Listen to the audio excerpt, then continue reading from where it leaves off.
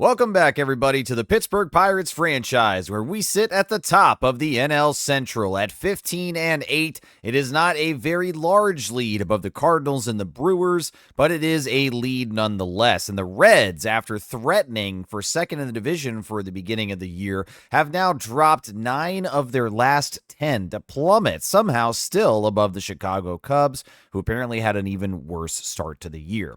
One of the last recent comments that was left on one of the videos was about Oneil Cruz and his defensive flustering, I guess, and we'll take a look at that here in just a second, but I wanted to address that because I think it's important. The defense at shortstop for Oneil Cruz was absolutely something that I was concerned about, so let's take a look at those numbers and talk a little more in depth about it. Since the beginning of the year, where we designated Oneil Cruz as the shortstop, he has played through 179 innings so far in that position, and he has only had 2 errors, actually, so it's gotten a lot better, I think. The impression in spring training was that we were going to have a lot more problems with him, but so far, he's at a 0.971 fielding percentage, and that is lower than his fielding rating from the last few years where he's been in the outfield. In 2024, I'm not sure what happened there, but a 9.42 fielding percentage is pretty terrible. So far, it has actually gone somewhat okay. 2 errors, for the first month, maybe close to a month and a half of baseball. It's not the biggest sample size yet, but I'm actually pleased to take a look at this and discover that there's only been 2 errors. Now, that all being said, if you look at the innings played versus the errors that have been committed, the signs of danger are still absolutely there. So almost 10 times the amount of innings played in the outfield, and he had only 2 total for the year 2026, only 3 total for the year 2025, and we are already at 2. And so there's a lot of baseball left to play and a lot more room for error. And I love the double entendre there. But anyways, Oneil Cruz right now is not absolutely failing at shortstop, but I will be keeping an eye on this, and we'll do an update later in the year, maybe around the halfway point, unless we start noticing the errors really start piling up. And to compare just a little bit further, Oneil Cruz is tied with Nick Gonzalez, leading the team with 2 errors apiece. And then we've got Brian Reynolds, Joey Bart, Steve Seidlinker, Luis Arraez, another one that I was really worried about defensively, Evan Carter, and Jared Triolo have all committed errors so far this year. And it's not alarming. There's not really anyone that jumps out per se, but Oneil Cruz and Luis Arraez are the 2 that I am most worried about out in the field. So right now, Oneil Cruz through this season has 9 home runs through 84 at-bats, 19 RBIs, and a 274 average. He has been worth it so far to have that bat be pretty hot to start the year. And as long as the defense does not really slide, then I think I'm going to be okay. But we'll see. Like I said, we'll keep an eye on it. We're going to pick up play once again here after a split series thus far against the San Diego Padres. We shut them out in Game 2 to take back a win. And now in Game 3, it will be Shane Baz versus Nick Pivetta before we enter an off day and another weird 2-game stretch against the Arizona Diamondbacks. Situation here in the bottom of the 8th with 2 outs. Luke Weaver on the mound, Joey Bart at the plate, and Reynolds and Ford currently on base. I think just for the sake of speeding this thing up, I am going to simulate to the end of the game on this one. And the Padres do hang on to win, and they do take the series. On those critical situations, I showed you guys in one of the recent videos the slider that I was using and the settings that I have for that, and I still think that those settings are fine. We had a lot of critical situations, though, in the past couple episodes, and I think what I'm going to start doing is just exercising a little stronger judgment on, do I really need to highlight this situation right now early on in the season? Gameplay, I love having in these videos to be a main feature of it, not just looking at a screen and me talking like I'm doing right now. now. So I do want to get into plenty of critical situations, but I also had stated my main goal for this year was to move on at a faster pace. And so I will be a little more judicious in picking those critical situations that we watch. So we're going to skip our off day, and then Zach Littell is going to pick it back up versus Casey Mize. And it is a tale of two pitchers here. Littell struggling through 15 innings with a 6.32 ERA, and Casey Mize with a 1.59 ERA is having a very successful start to his year. Diamondbacks are 11-12, and we are 15-9. Let's try to keep this thing rolling. That is a loss with high offensive output. Let's take a look at the box score and see what happened here.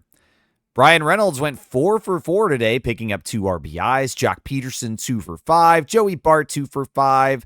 And let's see the extras here. Brian Reynolds with a triple. That's nice. O'Neal Cruz knocks one out of the yard. That's fantastic. Jock Peterson actually stole a base, and that is probably the most shocking stat we'll see in this episode.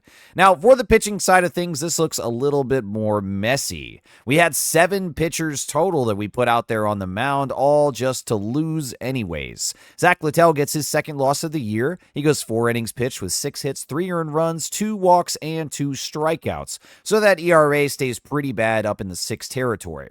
Hunter Harvey comes in for an inning, allowing 2 hits and an earned run with a strikeout. Brian Abreu is one of the only guys to have a clean inning today with just a strikeout. Clevenger gets 1 out but allows 3 hits and 3 earned runs. He got absolutely bombed, and it's going to take quite a bit of play to bring that ERA back into acceptable levels. David Bednar gets 2 outs, but he does allow a hit and an earned run. Dennis Santana, 1 inning pitched with 2 hits, 1 earned run, and 1 walk. So just about everybody having trouble. Carmen Mlodzinski comes in, though, and he has an inning where he walks 1, but then strikes out 2 and is not scored upon. So a sub-1 ERA for Mlodzinski to start this season. That is nice to see. Well, to begin the year, we took the first 2 games in a 2-game series against Arizona. Now we've lost the first of this 2-game series. Can we split it at least? It looks like it's a good matchup for us. Paul Skeens is getting the start today with a 1.97 ERA over 32 innings pitched. He has gone a long way in every outing so far. Brandon, oh man, this is the name. I jokingly always pronounce this Pavadita, and I know that's not it, but I do it just because I don't truly know how to pronounce it. Maybe it's fat. I don't know. Could be. But anyways, Brandon is really, really struggling so far. 11 1/3 played, only 3 strikeouts, and an 8.74 ERA. Let's hope that Arizona use all of their offensive prowess in Game 1. And a AAA injury. He'll be out for 1 to 2 weeks. That is Salvatore Cedeno. Let's go ahead and put him on the 15-day injured list. Wow, in a really low-scoring affair, but Arizona sweeps us right back in a 2-game series. Wow, okay. So what happened to the offense for us? Well, we only got 4 hits, 2 walks, and we struck out 7 times. So yeah, that's not going to get it done. Luis Ariz and Evan Carter both pick up doubles, and Sidelinker grounded into a double play. Paul Skeens does go deep into this game. 7 innings pitched, only 2 hits allowed with 1 earned run, 2 walks, and 8 strikeouts. An excellent line for him, but unfortunately, without any offense, that 1 run will be the nail in the coffin in this game. David Bednar picks up 2 innings where he allows only 2 hits and no earned runs against him. So overall, a very good day for pitching and not a very good day for the offense. And yeah, hard to win when you can't score. All right, well, hopefully with a series against the Marlins at home, we can wash the taste of that sweep out of our mouth, and Jared Jones will be facing Sandy Alcantara, who is having a strong start this year. We got a situation in the bottom of the 8th with 1 out in a tie ball game and Nick Gonzalez at the plate. I do think this is one that I want to hop into. The Marlins do not look like they're going to be a very good team once again this year, and I would love to see us take a situation here against them. And with Nick Gonzalez at the plate, we've got a righty-righty matchup. I may look to change this. Soriano has thrown 7 pitches. His confidence is about 60% or so. He throws 3 pitches, and yeah, let me just call time, and I want to see who we can possibly sub just in case. I'm out. All right, so at second base, I'm looking for a lefty bat, and we do not appear to have one. Palacios is a lefty, but he only plays in the outfield. Schumann can play second base, but he's a righty as well. And then a true second baseman, Jared Triolo, only plays right. But I think at this point, I'd like that matchup. And I think that Gonzalez versus righties, he's got 66 contact, 42 power, 78 vision, and that clutch is up at 85. So I'm tempted to put in Palacios, but the numbers for him do not look nearly as good. The clutch is much lower. In fact, 33 rating points lower. The contact is 11 points lower, and the power is slightly more increased, but the vision is 15% lower as well. So I think Gonzalez is going to have to be the guy despite that righty-righty matchup. And I don't know why it's been such a fixation for me lately to have the opposite, righty-lefty, lefty-righty kind of a matchup, but I have been kind of hyper-focused on that. I've noticed that in myself lately, so I don't know if that's a good thing or a bad thing, but I am going to give Nick Gonzalez the chance, and hopefully we can buck the trend of that righty-righty matchup. All right, so let's get in here for the actual at-bat. Four-seamer, slider, circle change. The four-seamer could come in up to 97 miles an hour, or maybe a little bit extra if Soriano had a Red Bull or something, but that circle change and the slider are slower, in the low 80s to high 80s, depending on which one. So let's see if we can not get fooled at the bottom of the zone with that circle change and not chase the slider outside. That's typically how I go down in the situation. But with only one out, we just need to stay out of a double play. All right, that slider was an easy take, way high and outside. Gonzalez has not been reliable with runners in scoring position. His average is 143. And that's one. No, I said we need to avoid the double play, and it goes by him. We score two runners off the error. Let's go.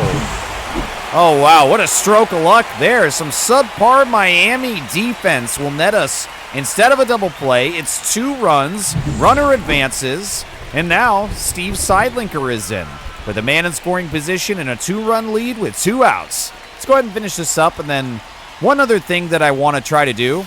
Oh, there it is, the slider chasing outside. One other thing I want to try to do in these critical situations when they're presented is to try to resolve the situation and then not continue to play.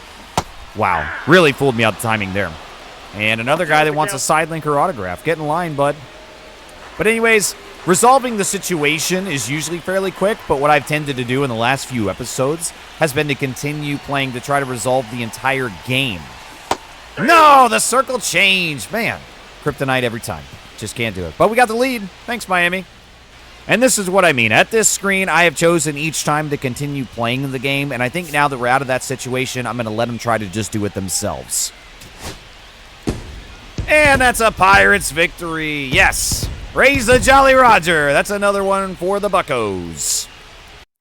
All right, a nice win in Game 1 to start that series off and get the dust out of that sweep from Arizona out of our eyes. And here in Game 2, Andrew Abbott versus Matt Waldron.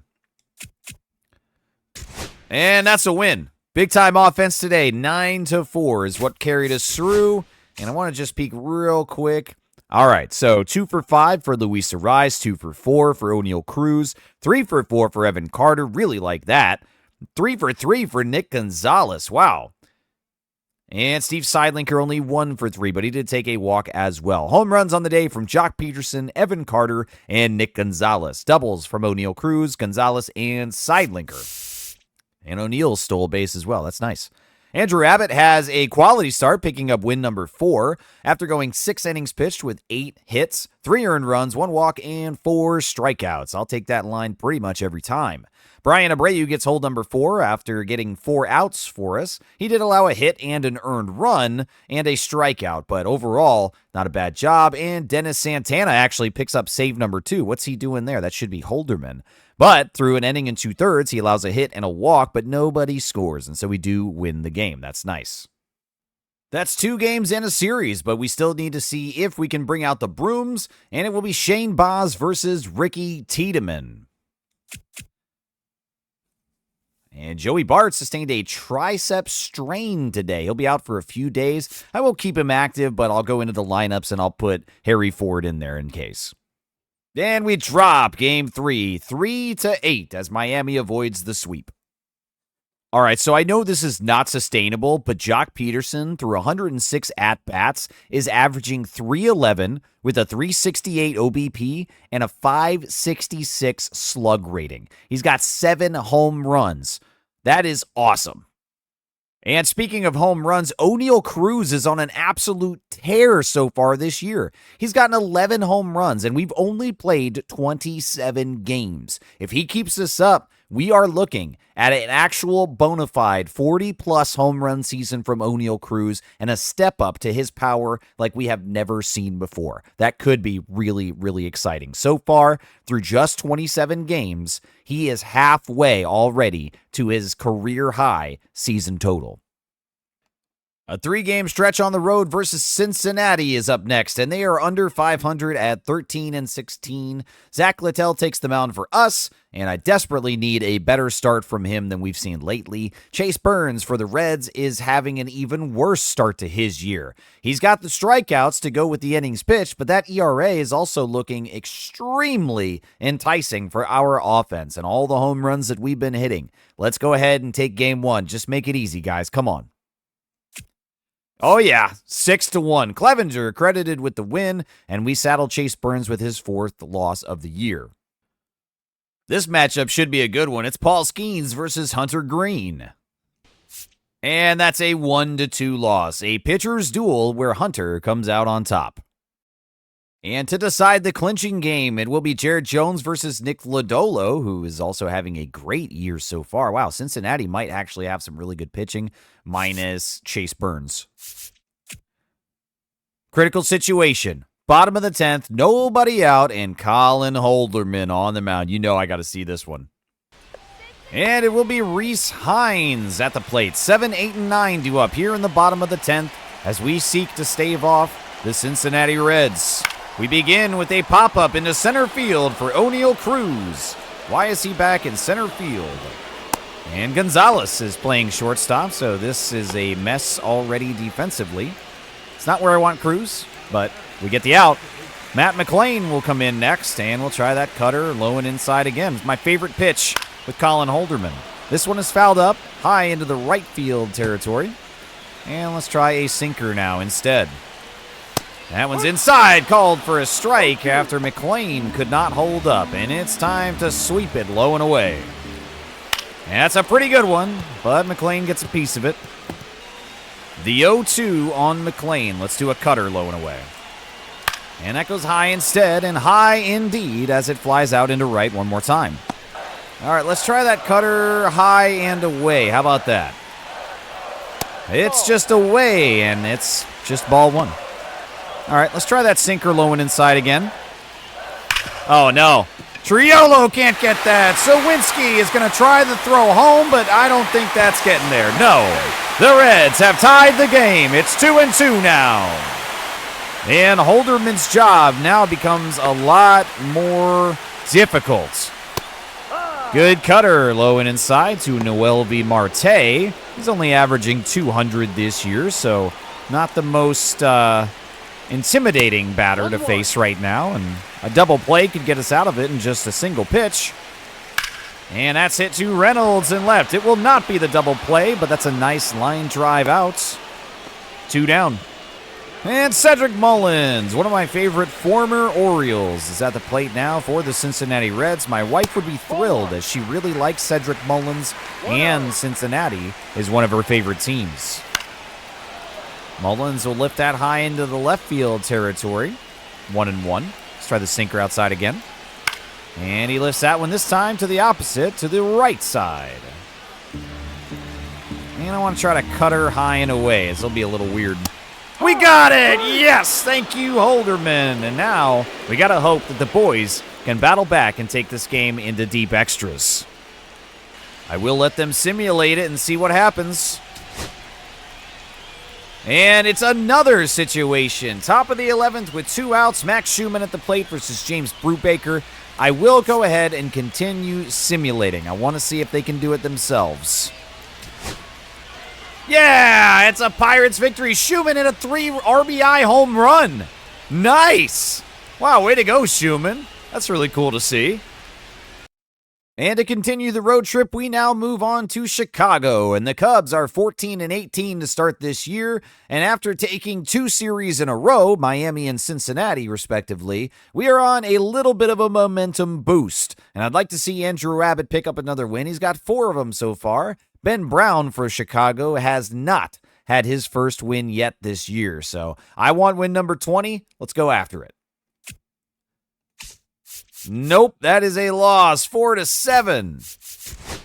See if we had anything exciting to talk about here. Brian Reynolds goes 2 for 3 with a walk as well, so 3 successful plate appearances for him. Evan Carter goes 2 for 4 to bring that average up just a little bit. One of the hits that Reynolds has was a home run. O'Neal Cruz with a double, and Jared Triolo stole 2 bases. That's really nice.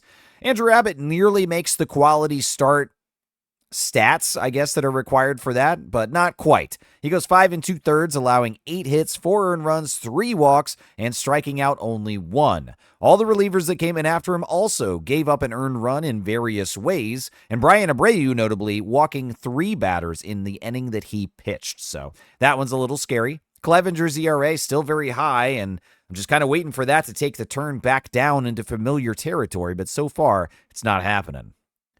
In Game 2, it's Shane Baz versus Reese Olson, and he's got 40.2 innings pitched, 29 strikeouts, and a 0.89 ERA. Wow, Reese Olson is looking very impressive here as we begin the month of May. Can Shane Baz and the rest of the Pirates hold him off? Oh man, what a critical situation. It's already the bottom of the 4th, and it's 5-4 right now. Bases loaded, and Mlodzinski is on the mound. This has been a battle so far. I think I'm going to let it sim just because we're in the bottom of the... you know what? I'll try to get this last out, and then we'll go ahead and sim the rest of it. How about that? All right, it's Owen Casey at the plate. And with the bases loaded, there is no room for error. Carmen Mlodzinski was called into this game very early. It's only the bottom of the 4th, and we just need 1 out. I actually think I'm going to try to go for a pop-up, so I'm going to try to keep it elevated. All right, that pretty much goes right on target at 98 miles an hour. Let's try that cutter, low and away. That's pretty good, but it falls a little short. And how about the circle change? We'll change the speeds on him. And that's a good one. He swings right through it. All right, just 1 more strike is all that we need. I want to try to get a 4-seam fastball close, but enticing. I'm looking for weak contact in the bottom inside. It's a strikeout instead. There we go. Good job, Mlodzinski. And I will let this sim out as much as they will let me, so we're going to hit it. And it's another situation, this time in the bottom of the 9th with 2 outs, and Garrett Clevenger is here trying to save this game. With only 1 out left to get, I do want to try to get this with him. Let's do it. Clevenger really does need a little bit of help right now with his ERA, and it looks like he was just put into the game as well, so I'm not sure if more runs were scored and if Colin Holderman possibly was responsible for that, so we just need 1 out. Lineup is turned over. It's Kevin Newman, their number 1 hitter. And that's fouled away, 98 miles an hour on the upper outside edge. Let's try to sneak that cutter low and away. And that catches too much of the plate. Cruz diving. No, he can't get it. Carter's going to throw home. 67 speed on the way. And it's offline. And the Chicago Cubs have tied it up at 7 now. And Dansby Swanson's going to come in to try to prevent the push for extras that we now have to try. Clevenger is going to need 1 out in order to keep this game alive. We get that at the top of the zone. That's a good cutter. Let's try that sweeper low and away. See if we can nab the corner. Really fooled him on that one. It actually came way too far inside, but I will take that. And let's try the sinker now, low and away. 0-2. Got him! Sinker at the bottom of the zone's a called strike, and we move into extras. And we should be able just to sim this one out and see what they give us. Nope, it is another critical situation. Clevenger's still on the mound. And there's 2 men in scoring position with only 1 out. Come on, man. I can't let some of these situations go. They're just too enticing. You know, this is very high pressure for Clevenger. He has not been great so far this year. He really needs a moment. And this could be it. The 2 runners in scoring position, Chicago is very near to walking off this game. And if Clevenger can hold it and give us another chance, it could be a heroic moment for him to shine. We don't get the call on that 4-seam fastball. And yeah, Clevenger is even going to argue that a little bit and say, all right, if you're sure, but that looked like a strike to me. 2-0 now. Misses inside. 3 straight balls missing. All right, we're going to have to aim a little bit more in against Melendez. And no green light there. He watches the cutter. Try that cutter again. We don't get the call. Come on, umpire. You're killing me, Blue. So Melendez takes a walk, and Owen Casey is back to the plate now. We got a lefty-lefty matchup. Should give us the advantage. And a double play could get us out of this inning. But it's going to be tough with this umpire not calling accurate strikes and balls. Okay, well, we've seen, 5 of those, and you haven't called that a strike yet? I'll take that one, but come on, man. 0-1, the runners are going. The sacrifice bunt is not going to be in play as it is foul. All right, let's try a sweeper. It's 0-2. Doesn't have to be very close, so I'm aiming to watch it trail outside. And we got him chasing. There we go. Casey goes down swinging. 1 out left to go, and it's Kevin Alcantara. Pitcher is getting tired, but with only 1 out left, I want to see him through it. Come on. All right, strike 1 on the cutter. Caught a little bit too much of the plate for me, but it is what it is now. I'll take the strike. Try to keep it down in the zone for Alcantara, low and away. Okay, too far down. And let's try a sinker. Can we place that one? Yes, we can. That's a great spot. Alcantara can only foul it, and it's the final strike now. I want a fastball just at the top of the zone. And that's fouled away as well. All right, what about a cutter low and inside? See if we can tie him up in knots there. Yeah, that's exactly what I wanted. And that is the end of the 10th with the game still tied. And we'll move even further into extras. Let's try simming it one more time. 3rd time's the charm, maybe? No, it is not. 3rd time is not the charm. It's still tied. Top of the 11th, 2 outs. Joey Bart versus Josh Hader. I'm going to sim it. I would love to have the boys do a situation like this by themselves. And we've hopped in already 3 different times. So let's see if Joey Bart can do it. Oh my gosh. Bottom of the 12th, 2 outs. Brian Abreu. No, I'm just going to hit sim to end of the game because this is too much now. I'm spending way too much time on this game. And it's a Pirates victory with Gonzalez hitting the RBI single to win the game for us. All right, wow. Really had to work for that one. Triolo faking out Cruz. That's pretty funny. Oh, no. AAA injury update. David Valenzuela has a torn ACL, and he will be out for over 6 months. That is a season-ending injury for Valenzuela. And he had an outstanding month of April, batting .330, driving in 20 RBIs and 97 at-bats. Oh, man, come on. Wow, so taking a look at the box score after that game to see what exactly happened. It was Shane Baz that had a start that was not going very well. So they pulled him. They put in Majinski, then Harvey, Santana, Bednar. Everything is going great so far. No earned runs with those 4 relievers. And then you get to Colin Holderman to try to save the game. And he gives up 3 hits and 3 earned runs while only registering 2 outs. Garrett Clevenger comes in afterwards and does a ton of legwork. He gets a blown save, but he went for 3 innings, only allowing 1 hit. He did walk 3 guys, but none of them were able to score. And he struck out 4 people. Brian Abreu picks up the win after getting 4 outs for us, striking out 2, and that ultimately is a victory for us. But wow, really, really unfortunate for Colin Holderman and Shane Baz. Really awesome job by the rest of the bullpen, though. That's nice. And let's move on to the deciding game 3 versus Chicago. Zach Littell and Caleb Killian. And it's a situation, Holderman here in the bottom of the 8th with 2 outs. This is not the way that he should be used. I don't understand what the computer is thinking. I'm going to sim it, though, as we're in the 8th. We are right now protecting a 1-run lead, and I'd love to see Colin Holderman do it. But as of right now, I'd like to keep moving forward at a quick pace. And he does hold them. The Pirates defeat the Cubs 2-1, and that is another series win for us. 3 in a row, Miami, Cincinnati, and Chicago. We come back home now, and we will be hosting the Dodgers, who are off to a predictably amazing start. 27-8 right now.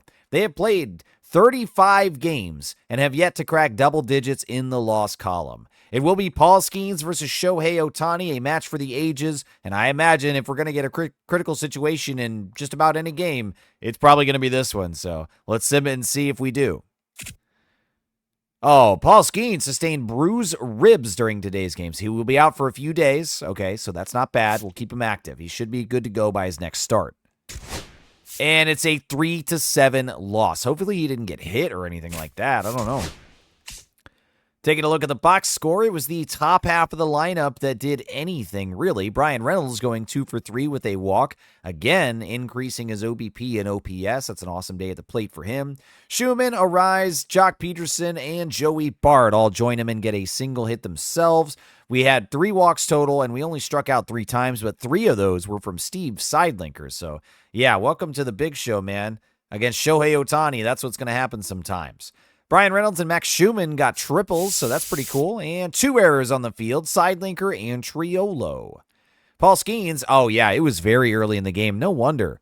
Okay, so Paul Skeens gets 2 outs, allowing 2 hits and a walk, an earned run, and then he must have gotten hit or something, I don't know, but bruised ribs, rib injury, whatever it was, he did not make it through the first inning, and so we had to emergency call on Carmen Majinski. Now, I imagine in that situation that he did not even have time to properly warm up. He does go 2 1/3, allowing 2 hits and 3 earned runs with a walk and a strikeout, and then we give it to Dowry Moretta. And this looks to be where the errors came into play. He played through 2 2/3, allowing 3 hits. 3 runs did get scored, but none of them are charged to Dowry Moretta. Hunter Harvey then plays for 2 1/3, allowing 3 hits, no earned runs, and striking out 3. Clevenger gets an out, and Brian Abreu gets the final 2 outs of the game. But yeah, that's a tough one, man. When a pitcher goes down in the first inning, especially the guy that you're expecting and hoping to stand toe-to-toe with the Los Angeles Juggernauts and the monster that is Shohei Ohtani. So hopefully Skeens is back for his next start, no problem. We can get back to winning. Next game is not going to get very much easier. It's Jared Jones versus Roki Sasaki, and Jones is starting to slip a little bit. He's got a 5.80 ERA through 35 innings, so I need a bounce back from him, and this is a bad time to ask for it against such a team, but I have to do it. This is the job. And it's a 4-1 win. Yes, Jared Jones does it, and Roki Sasaki takes his first loss of the year. Let's see who helped him out on offense. We had Schumann getting a hit and 2 walks. Triolo with 2 for 3 on the day. Jock Peterson going 2 for 4 and still keeping that average at 305. That is just phenomenal.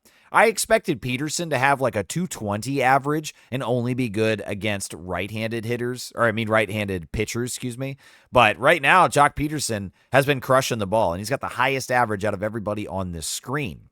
Evan Carter gets a hit. He goes 1 for 4, and Jack Sawinski goes 2 for 4 today. And those 2 hits were, in fact, solo shots. Sawinski had 2 home runs today. Schumann and Carter both had doubles. No errors, so a nice bounce-back day on the field, and Schumann even stole a base. Jared Jones nearly with a complete game shutout. He goes 8 2/3, allowing only 4 hits, 1 earned run, 2 walks, and 9 strikeouts. What an unbelievable game. And we did ask for it, and Jones delivered. Now, to get the final out of the game, they called in Colin Holderman, and he picked up save number 12. No drama there. That's awesome. So we split the series now. Could we possibly take it against Blake Snell and the Dodgers to give them their 10th loss of the year? It's Andrew Abbott on the mound for the Pirates. Let's see if he can do it. Oh, yeah. 7-2, a big offensive day, and Blake Snell gets his first loss of the year as well. Nice to give Sasaki and Snell their first losses, and a 7-2 win is a really good way to end that series. O'Neal Cruz went 1 for 3, but 3 RBIs, and it looks like his one hit was a double, so not sure if there was any sacrifices. No, nothing there, so it looks like the bases were loaded. Cruz probably had a double there to drive in 3, and that's really, really nice. Luis Ariz goes 1 for 4. Sidelinker 1 for 2, but he did add 2 walks there to increase his OBP. Gonzalez 1 for 4. Sowinski 1 for 3 with a walk. Triolo 0 for 3 with a walk. And Harry Ford with a 2 for 3 day. Nice to see from him. Home runs from Sidelinker and Sowinski. Doubles from Cruz and Gonzalez. And Andrew Abbott with 5 innings pitched, 2 hits, no earned runs, 6 walks, though. Oh, man, that's why I was just thinking, like, why did they pull him if he was doing that good? But yeah, 6 walks. So, man, they must have been helping him out by getting those outs, but 6 walks is very, very tough. And he somehow was able to wriggle out of it, though. No errors on the field, so I know the defense was backing him up, but no earned runs after 6 walks is pretty incredible. Carmen Mlodzinski comes in and continues to impress, picking up 3 innings today and 3 hits, 1 walk, and 1 strikeout. His ERA is now pretty firmly underneath 2 at a 1.89. Brian Abreu comes in and gets shook up a little bit, only getting 1 out for us, allowing 2 hits and 2 earned runs. And Bednar comes in to finish out the final 2 outs for the game, getting a hit, but striking out the last 2 batters. So an excellent way to end that series at home and take the series against the Dodgers. That's 4 series in a row. And the Brewers have been keeping pace with us. They are only 1 game back. So despite what feels like an excellent stretch for us, we are only 6-4 in our last 10. And so despite winning 4 series in a row right now, the Brewers are at 22-16, right behind us, challenging for the NL Central. That'll do it for this episode. I want to thank you guys very much for watching. If there's any requests that you have to take a look at any stats or anything like that, trade blocks, if you're just curious who's on there, if there's anything you guys want me to do in-game, just give me a shout in the comments and let me know. But other than that, I want to thank you guys very much for watching, and I will see you next time.